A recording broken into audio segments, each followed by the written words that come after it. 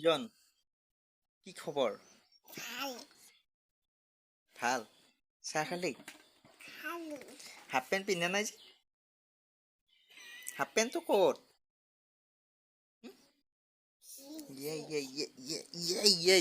Half pant পিন্ধা নাই। গুঞ্জন তুমি থাকা দেই, মই অলপ ফুৰি আহো, বজাৰ কৰিবা যাওঁ। যাওঁনে? তোমালৈ কিবা আনিব লাগিব? কি? আৰু মেগী লৈ আনিম দে। এতিয়া যাওঁ দে।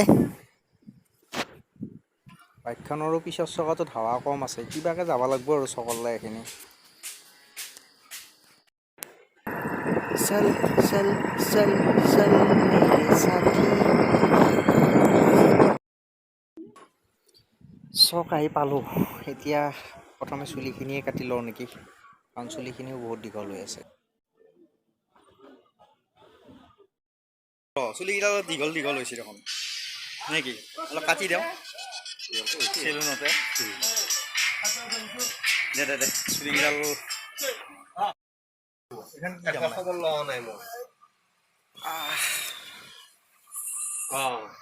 চুলিখিনি কাটি লওঁ প্ৰথমতে, তাৰপিছত বজাৰ কৰিব যাম। সদ্যকাহে জানে আৰু পুৰা হাত জোকৰা দি দি কি বা কাটন দিছে। চুৰতহে কাটি কাৰণে ভাল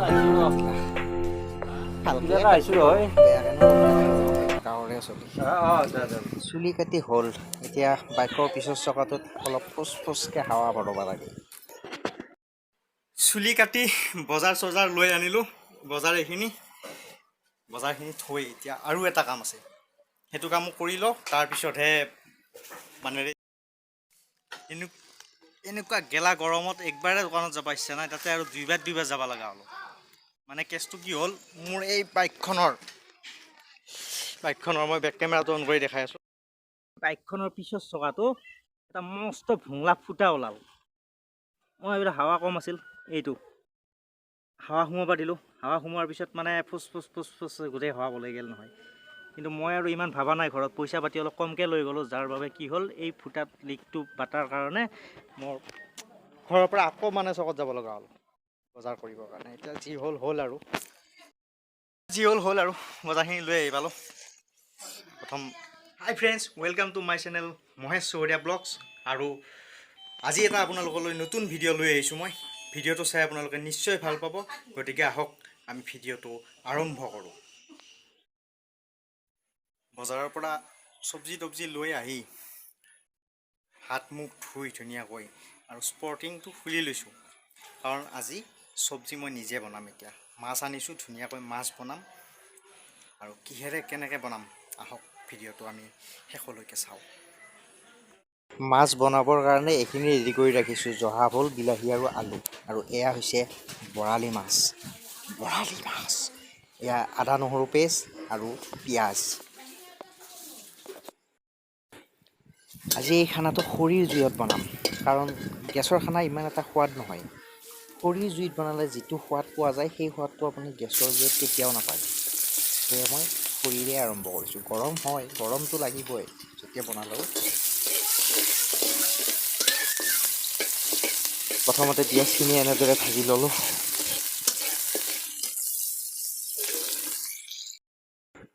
এতিয়া ইয়াতে কাটি থোৱা জহা ভোল, আলু আৰু বিলাহীখিনি ঢালি দিলোঁ আৰু এনেকৈ কিছু সময়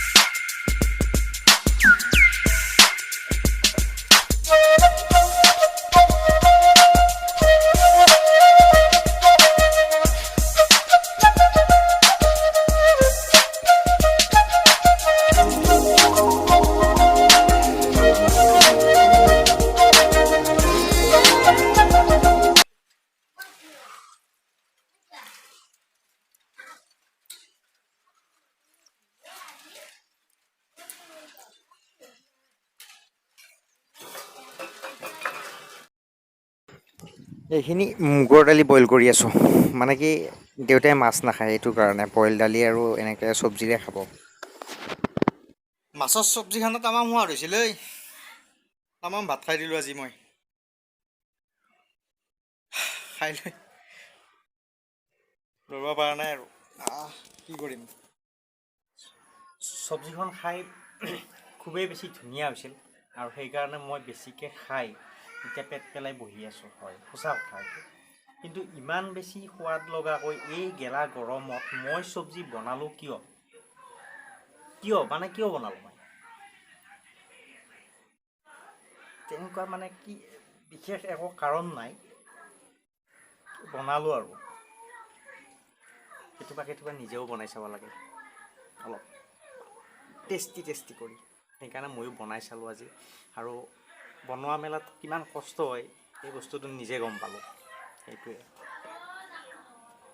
বেলেগ একো নাই ভিডিঅ'টো ইমানতে সমাপ্ত